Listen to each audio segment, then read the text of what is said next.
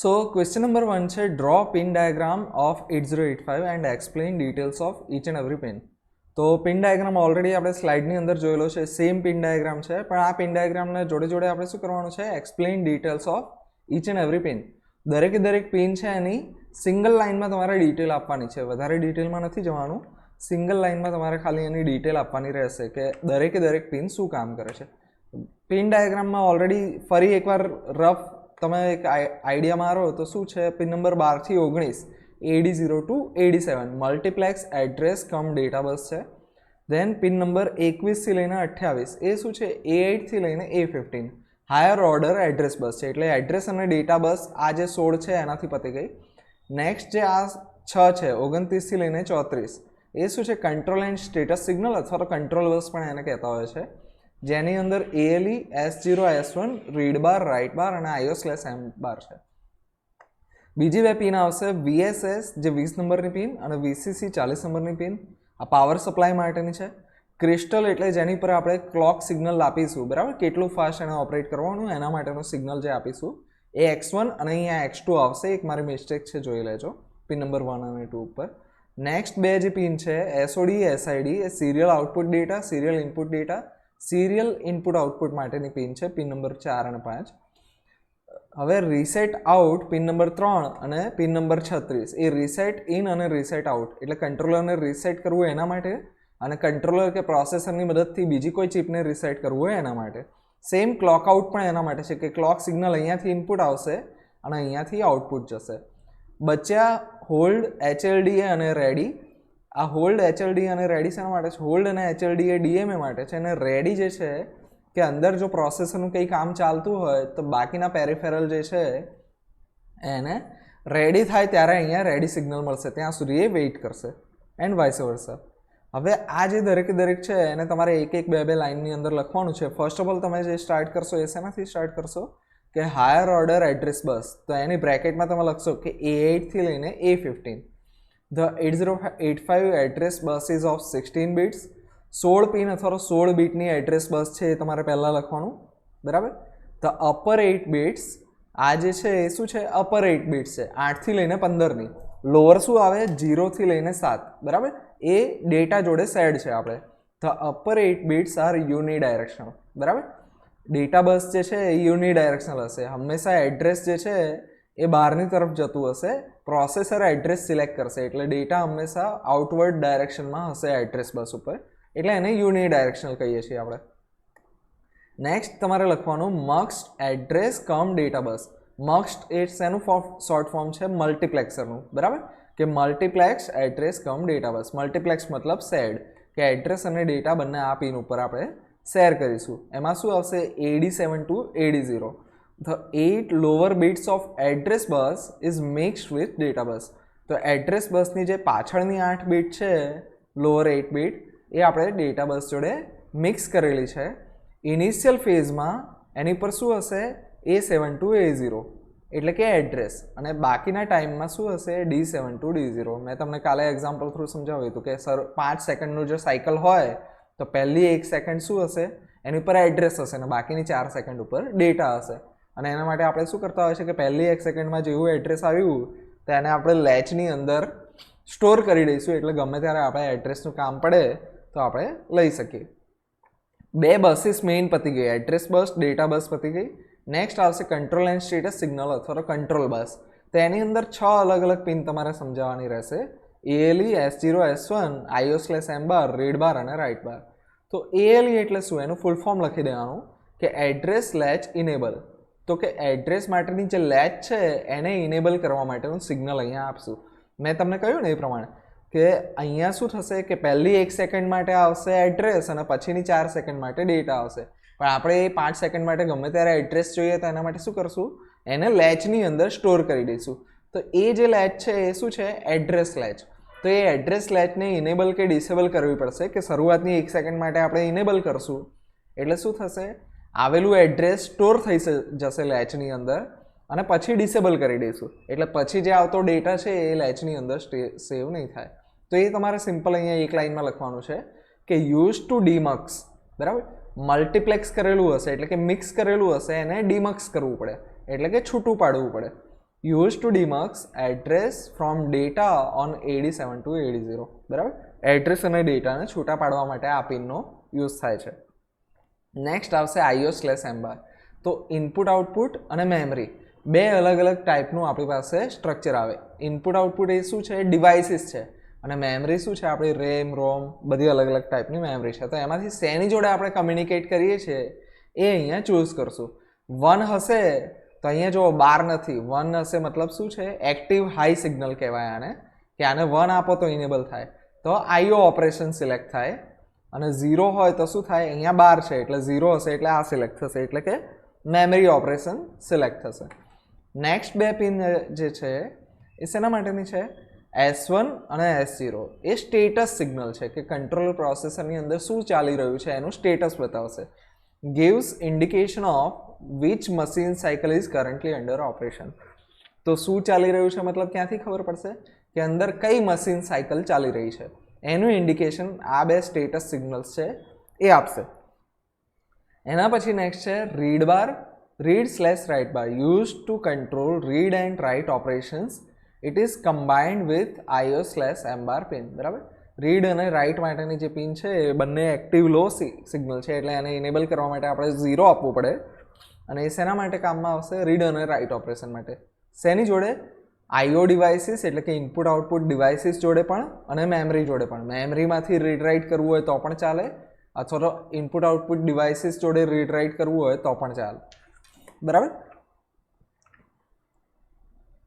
Next બે pin તમારે explain કરવાની રહેશે. સિરિયલ IO, તો એમાં બે પિન આવશે, SID અને SOD. SID serial input data અને SOD serial output data.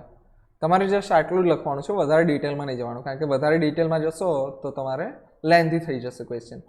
Power supply and clock, તો પાવર સપ્લાય એન્ડ ક્લોકની 2 અને 2 4 પિન એટલે કે VCC VSS 40 number 20 number X1 અને X2.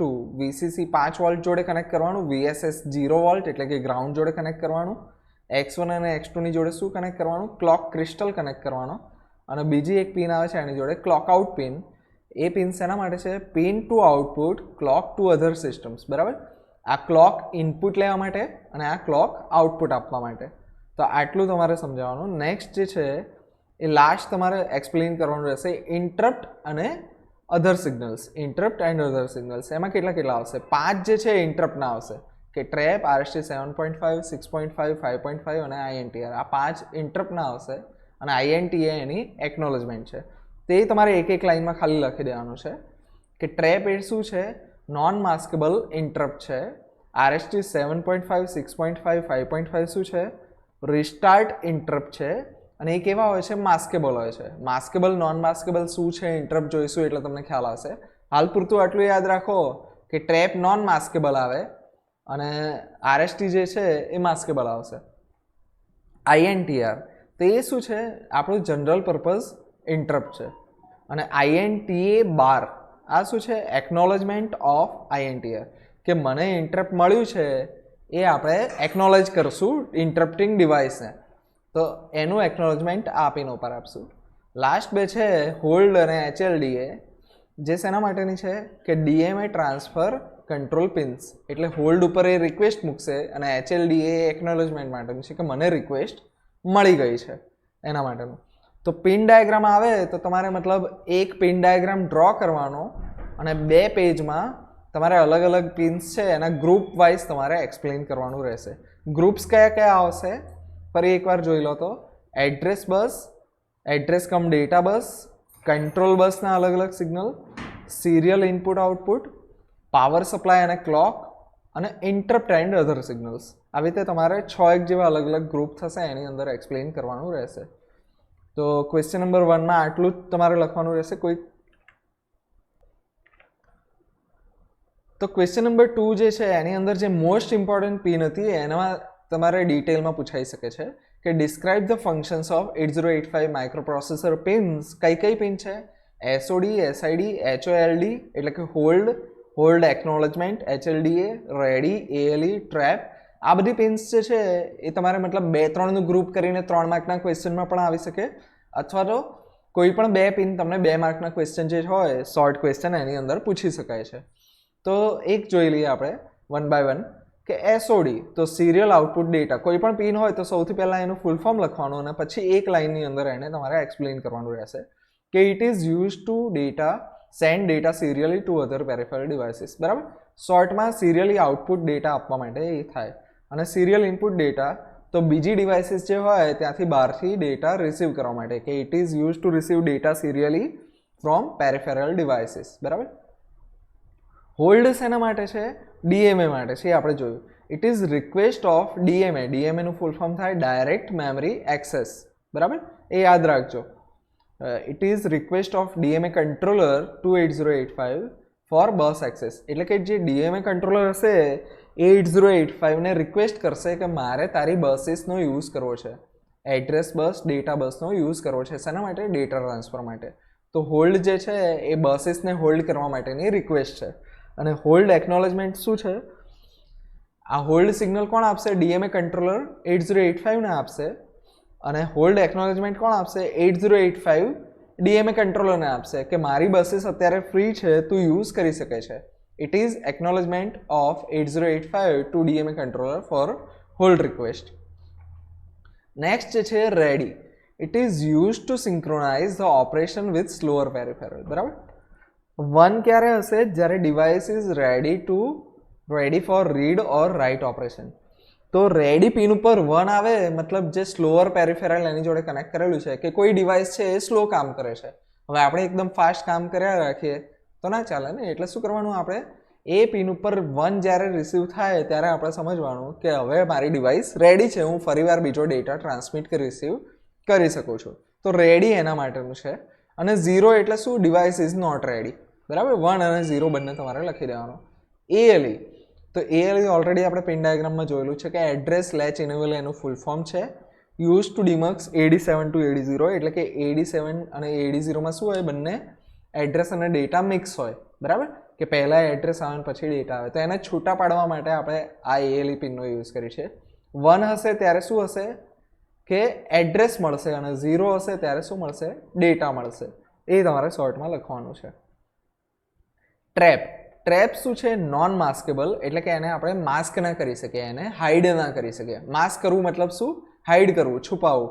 તો નોન માસ્કેબલ છે કે આ ઇન્ટરપ્ટને તમે ગમે ત્યારે હાઈડ ના કરી શકો એવો ઇન્ટરપ્ટ છે. It is used for emergency situations like power failure. બરાબર, પાવર ફેલિયર જેવી ઇમરજન્સી સિચ્યુએશન હોય એના માટે આ જે છે એ ઇન્ટરપ્ટનો આપણે યુઝ કરતા હોય છે. નેક્સ્ટ જે છે એ ક્વેશ્ચન નંબર 3. એની અંદર શું છે? Draw and explain internal architecture of 8085. તો 8085નું જે ઇન્ટરનલ આર્કિટેક્ચર છે એ આપણે ગઈકાલે સ્લાઇડ્સની મદદથી ઓલરેડી જોયેલું હતું. આ જે આર્કિટેક્ચર છે એના દરેકે દરેક બ્લોક મેં તમને સમજાવ્યા હતા. હવે એક્ઝામમાં આવે ત્યારે તમારે કઈ રીતે લખવાના એ જોઈ લઈએ આપણે. તો સૌથી પહેલાં લખશું આપણે એક્યુમ્યુલેટર. તો એક્યુમ્યુલેટર શું છે? 8 બીટનો રજિસ્ટર છે. અને એના વિશે એક લાઈન એ લખવાની તમારે કે it is 8 bit register and focus of the most of the instructions. 8 બીટનો રજિસ્ટર છે અને મોટાભાગની ઇન્સ્ટ્રક્શન માટે ફોકસમાં રહે તો આ રજિસ્ટર છે. બસ આટલું સિમ્પલમાં જ લખવાનું છે, કારણ કે બધું લખશો તો તમે માર્ક પ્રમાણે ઓવર વેઇટેજ આપીને વધારે લખી દેશો, જેથી તમને એક્ઝામમાં ટાઈમ ખૂટશે. એટલે આટલું જ લખવાનું છે. Next general purpose register. તેમાં કઈ કઈ પેર આવે એ બ્રેકેટમાં તમારે ઇન્ડિકેટ કરી દેવાની કે BC, DE, H અને L. Total 6 register. 6 8 bit general purpose register in 8085. કે 8085માં કેટલા છે? 8 બીટના રજિસ્ટર છે. દરેક રજિસ્ટરની સાઇઝ કેટલી? 8. અને એવા કેટલા register? 6. B, C, D, E અને H, L. Can also B used as a register pair of 16 bit. 8 બીટના બે ભેગા કરીને આપણે 16 બીટની રજિસ્ટર પેર તરીકે પણ વાપરી શકીએ. BC, DE અને HL આવી પેર આપણે બનાવી શકીએ છીએ. નેક્સ્ટ તમારે એક્સપ્લેન કરવાનું પ્રોગ્રામ કાઉન્ટર. તો પ્રોગ્રામ કાઉન્ટર કેટલા બીટનો છે? દરેકે દરેક રજિસ્ટરની જોડે તમારે બીટ લખી દેવાની કે 8 16 બીટનો, 8 બીટનો, જેથી એક્ઝામિનરને ક્લિયર થાય કે એટલીસ્ટ આને એટલું તો ખબર છે કે આ દરેકે દરેક રજિસ્ટર કેટલા બીટનો આવે છે. Stores the address of next instruction to be executed. હાલ જે ઇન્સ્ટ્રક્શન ચાલી રહી છે એના પછી કઈ ઇન્સ્ટ્રક્શન એક્ઝિક્યુટ કરવાની છે એનું એડ્રેસ પ્રોગ્રામ કાઉન્ટરમાં સેવ થશે. નેક્સ્ટ આવે સ્ટેક પોઇન્ટર. એ પણ 16 બીટનો. અને એ શું સ્ટોર કરશે? Stores the address of top of the stack. Stack એ અલગ ટાઈપની મેમરી છે, એની ટોપ એટલે કે એનો જે ટોપમોસ્ટ જે રજિસ્ટર છે જે મેમરીમાં હવે ડેટા આપણે રીડ કરશું કે રાઇટ કરશું એનું એડ્રેસ સ્ટેક પોઇન્ટરમાં આવશે. લાસ્ટમાં તમારે ફ્લેગ રજિસ્ટર જે છે એ તમારે આપવાના છે એસ ઝેડ એસી પી અને સીવાય. એસ ઝેડ સળંગ પછી ડેશ એસી ડેશ પી અને ડેશ સીવાય. હવે અહીંયા જે છે એ અલગ અલગ તમારા જે ફ્લેગ્સ છે એને તમારે સમજાવવાનું છે. સમજાવવાનું એટલે ડિટેલમાં નથી જવાનું, જસ્ટ ખાલી 1 હોય તો શું અને 0 હોય તો શું એટલું લખવાનું છે. એસ તો એનું ફૂલ ફોર્મ લખવાનું કે આ સાઇન માટે, આ 0 માટે, ઓક્ઝિલરી કેરી માટે, પેરિટી માટે અને કેરી માટે. બરાબર, આવું લખ્યા પછી 0 હોય એનો મતલબ શું અને 1 હોય એનો મતલબ શું એવું સમજાવવાનું. હવે સાઇન જે છે એ 1 ક્યારે હોય? જ્યારે રિઝલ્ટ નેગેટિવ આવે ત્યારે, અને જ્યારે રિઝલ્ટ પોઝિટિવ હોય તો 0. બરાબર, અહીંયા જે લખ્યું છે એનું રિવર્સ અહીંયા આવે એટલું યાદ રાખી લેવાનું. એટલે એક ખાલી 1 વાળું યાદ રાખવાનું, 0 વાળું ઓટોમેટિક તમને યાદ રહી જશે કે સાઇન ફ્લેગ 1 મતલબ નેગેટિવ, 0 ફ્લેગ 1 મતલબ રિઝલ્ટ જે છે એ 0 છે, ઓક્ઝિલરી કેરી 1 મતલબ બીસીડી ઓવરફ્લો. બરાબર, બાઇનરી કોડેડ ડેસિમલ એટલે શું હોય? તમારે 4 બીટના નિબલ પ્રમાણે કરતા હોય છે. એટલે બીટ 3 થી 4માં જ્યારે કેરી જનરેટ થાય ત્યારે આ ફ્લેગ 1 હશે. પેરિટી ફ્લેગ ક્યારે 1 હોય? જ્યારે ઇવન પેરિટી હોય. અને કેરી ફ્લેગ ક્યારે 1 હોય? જ્યારે કેરી જનરેટ થઈ હોય ત્યારે. અને એ જ રીતે 0 એટલે no carry, odd parity, no BCD overflow, result is non zero અને રિઝલ્ટ ઇઝ પોઝિટિવ. આટલું 0 અને 1 માટે શું છે એ તમારે લખી દેવાનું છે. હવે બ્લોક ડાયાગ્રામ ઓલરેડી તમને સ્લાઇડમાં આપેલો છે, આ જ અહીંયા નોટ્સમાં તમને આપેલો છે, એ તમારે ડ્રો કરવાનો રહેશે. બ્લોક ડાયાગ્રામ બિલકુલ પરફેક્ટ ડ્રો કરવાનો છે અને પ્રેક્ટિસ કરી લેજો. બ્લોક ડાયાગ્રામ અને પેન ડાયાગ્રામ બંને કમ્પલસરી તમારી મિડસેમ એક્ઝામમાં છે. નેક્સ્ટ છે ALU. તો અહીંયા તમે લખી દેશો કે 8 બીટનો રજિસ્ટર છે, એનું ફૂલ ફોર્મ લખશો કે એરિથમેટિક એન્ડ લોજિકલ યુનિટ એને કહેવાય. અને logical circuit block responsible for all the arithmetic and logical operations. એ કેવો છે? લોજિકલ સર્કિટ બ્લોક છે અને શેના માટે જવાબદાર છે? દરેકે દરેક એરિથમેટિક અને લોજિકલ ઓપરેશન્સ માટે આ જવાબદાર છે. ઇનપુટ શું લેશે? એક્યુમ્યુલેટર અને ટેમ્પરરી રજિસ્ટરમાંથી ઇનપુટ લેશે. તમે બ્લોક ડાયાગ્રામ જો જોયો હોય તો ખ્યાલ હશે. એક્યુમ્યુલેટર અને ટેમ્પરરી રજિસ્ટરમાંથી ઇનપુટ લેશે અને આઉટપુટ ક્યાં આપશે? એક્યુમ્યુલેટરની અંદર આઉટપુટ આપશે. એટલું તમારે લખવાનું છે કે 2 જગ્યાએથી ઇનપુટ લેશે અને 1 જગ્યાએ આઉટપુટ આપશે. નેક્સ્ટ ઇન્સ્ટ્રક્શન રજિસ્ટર અને ડીકોડર બંને 8 બીટના છે. ઇન્સ્ટ્રક્શન રજિસ્ટર શું કામ કરશે? Stores the opcode. બરાબર, ઓપરેશન કોડ જે કહેવાય આપણે કે 3C 5D જે અલગ અલગ કોડ હતા એ ઓપકોડને સ્ટોર કરશે, કે ઇન્સ્ટ્રક્શનને ફેચ કરીને આપણે આની અંદર સ્ટોર કરીશું. અને ઇન્સ્ટ્રક્શન ડીકોડર શું કરશે? Decodes the opcode for further execution, કે એનો મિનિંગ કાઢશે. બરાબર, એનું ડીકોડિંગ કરશે કે આનો મતલબ શું થાય, શેના માટે? આગળ ફર્ધર એક્ઝિક્યુશન માટે. નેક્સ્ટ છે ઇન્ટરપ્ટ સેક્શન. બ્લોક ડાયાગ્રામમાં તમે જોયું હોય તો ઓલરેડી આવો એક ઇન્ટરપ્ટ સેક્શન આપેલો છે. બરાબર, ઇન્ટરપ્ટ કંટ્રોલ. એની અંદર આપણે 3 અને 3 6. બરાબર, એમાં 5 ઇન્ટરપ્ટ છે ને 1 એકનોલેજમેન્ટ છે. તો એને તમારે એક્સપ્લેન કરવાનું છે કે it includes the following interrupts. અને દરેક ઇન્ટરપ્ટ જે એક લાઇનમાં આગળ પહેલાં લખ્યું હતું પેન ડાયાગ્રામમાં એ જ રીતે તમારે લખવાનું છે કે ટ્રેપ શું છે? Non maskable interrupt for emergencies. Emergency માટેનો નોન માસ્કેબલ, જેને આપણે છુપાઈ ના શકીએ એવો, હાઇડ ના કરી શકીએ એવો ઇન્ટરપ્ટ. RST 7.5, 6.5 અને 5.5. માસ્કેબલ RST શેના માટે? રિસ્ટાર્ટ માટે. માસ્કેબલ રિસ્ટાર્ટ અથવા રીસેટ ઇન્ટરપ્ટ્સ. INTR શું છે? જનરલ પર્પઝ ઇન્ટરપ્ટ છે. અને આ શું છે? એકનોલેજમેન્ટ ટુ INTR, પાછળ એ લગાવેલો છે આપણે. સિરિયલ કંટ્રોલ, તેના માટે 2 પિન્સ છે આપણી પાસે. સિરિયલ ઇનપુટ ડેટા રિસીવ કરવા માટે, અને સિરિયલ આઉટપુટ ડેટા સેન્ડ કરવા માટે. ટાઈમિંગ એન્ડ કંટ્રોલની અંદર કયા છે? IO/M બાર, રીડ બાર, રાઇટ બાર, S0 અને S1. ઇટ કંટ્રોલ્સ IO/M એટલે કે ઇનપુટ આઉટપુટ અથવા મેમરીના રીડ અને રાઇટ ઓપરેશન્સને કંટ્રોલ કરશે. It also indicates status of currently running machine cycle. S0 S1ની મદદથી આપણે શું કરશું કે હાલમાં કઈ મશીન સાયકલ ચાલે છે, કયું કામ ચાલી રહ્યું છે, એનું આપણે ઇન્ડિકેશન S0 S1ની મદદથી બતાવી શકીએ છીએ.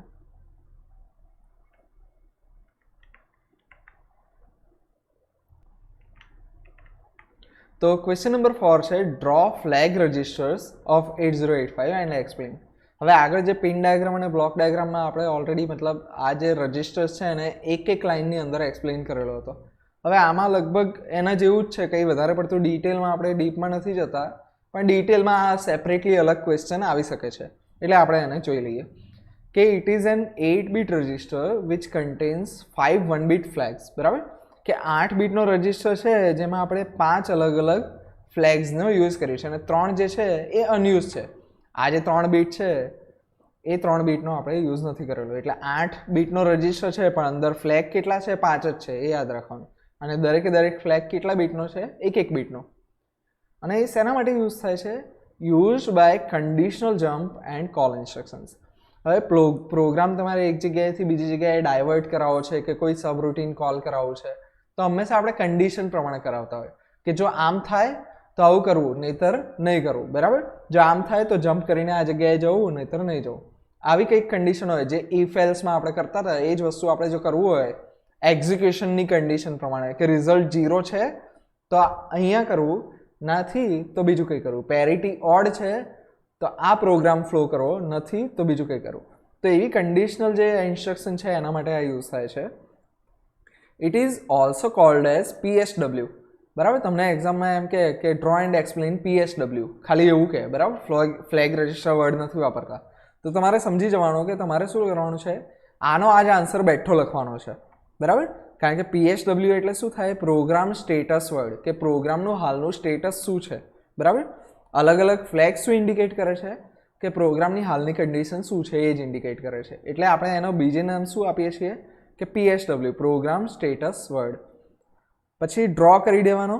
ડ્રો કર્યા પછી એક બીટ 1 છે મતલબ શું છે અને 0 છે મતલબ શું છે. જસ્ટ આટલું તમારે એક્સપ્લેન કરવાનું છે, જે તમે શોર્ટમાં ઓલરેડી એક્સપ્લેન કરતા હતા. કે સાઇન ફ્લેગ 1 મતલબ શું થયું?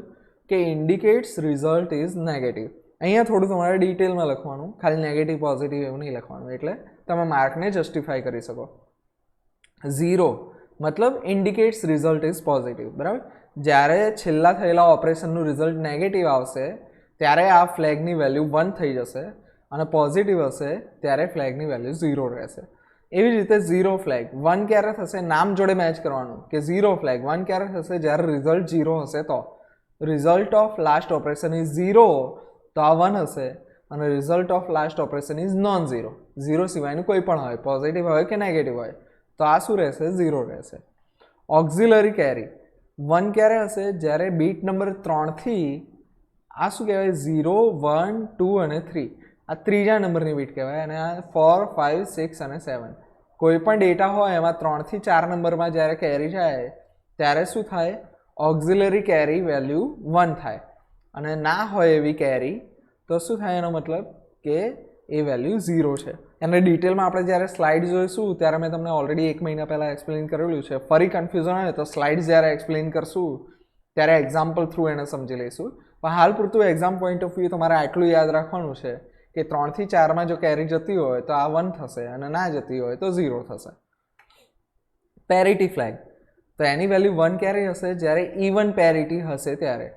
ઇવન પેરિટીને આપણે જો પ્રોપરલી કહીએ તો શું કહેવાય? Number of once in result. બરાબર, જે રિઝલ્ટ આવ્યું એમાં એક કેટલી જગ્યાએ છે? બરાબર, અહીંયા 1 છે, અહીંયા 1 છે, અને બાકીના બધામાં 0 છે, તો ટોટલ 2 જગ્યાએ 1 છે. તો એ નંબર ઓફ વન્સ જે છે ઇન રિઝલ્ટ ઇવન હોય તો ઇવન પેરિટી કહેવાય, અને number of once in result odd હોય તો ઓડ પેરિટી કહેવાય. અને ઓડ પેરિટી માટે 0 આવશે, ઇવન પેરિટી માટે 1 આવશે. કેરી ફ્લેગ 1 ક્યારે થશે? જ્યારે ઓવરફ્લો ફ્રોમ બીટ નંબર 7, કે આખું જે રિઝલ્ટ છે એમાં આપણે એડ કરતા હોય અને આ બીટમાંથી પણ કોઈ કેરી બહાર જાય છે તો ઓવરફ્લો થાય છે એવું કહીએ આપણે. તો એને શું કહીશું આપણે? ત્યારે આપણે કેરી જનરેટ થઈ એવું કહેતા હોય છે. અને જો એવું ના થતું હોય મતલબ 0. આટલું છે, સિમ્પલ.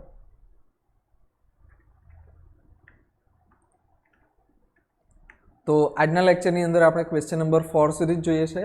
નેક્સ્ટ લેક્ચરની અંદર ક્વેશ્ચન નંબર 5 જે છે draw and explain microprocessor bus organisation, કે માઇક્રોપ્રોસેસરની બસીસ વિશે આપણે સમજાવવાનું કે દરેક બસનું શું કામ છે. Address bus, data bus, control bus બધી યુનિડાયરેક્શનલ છે કે નહીં, બાયડાયરેક્શનલ છે, અને એ બસનું ડિટેલમાં આપણે એક્સપ્લેનેશન આપવાનું રહેશે.